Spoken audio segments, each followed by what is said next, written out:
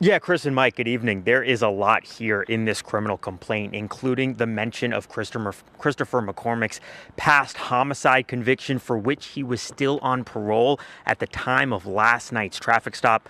Police say McCormick was driving the wrong way on a one-way road, and that prompted an officer to pull over the vehicle. I hope they get him.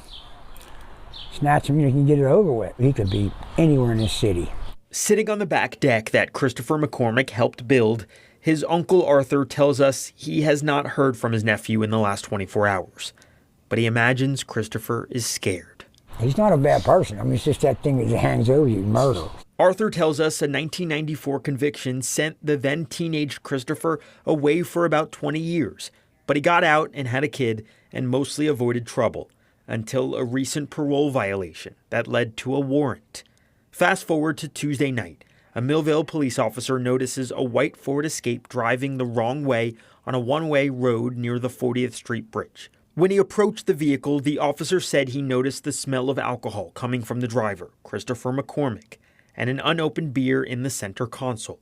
3 other people were inside, including a 5-year-old girl. That's dangerous, having a little kid in the car and other people in the car. The complaint says that McCormick, who allegedly told the officer he did not have a license, ran away towards a wooded area near Route 28. Because you don't want to go back to jail. The complaint alleges that during an initial chase, McCormick's hands were tucked into the front of his waistband, as if to conceal a weapon or firearm.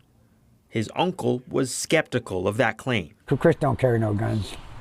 Phone, probably his phone. And speaking of phones, please leave your message for Arthur wants his nephew to pick up. He's been trying to call Christopher since last night. He should call him. I'm waiting for his phone call. I wish he'd turn himself in. Just get it over with. A couple for 5 or 6 months and he'll get out. He has a little beautiful son. He's here every weekend. Now, Christopher's mother said she did not want to go on camera, but she told us off camera that Christopher actually called her today. She didn't really tell us much about the conversation, other that he did make it clear he has no intention of turning himself in.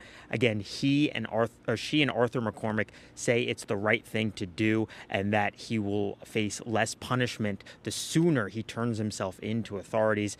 Again, the charges related to last night's incident include DUI and evading arrest. We're live in Millvale tonight. Mike Valenti, Pittsburgh's Action News 4.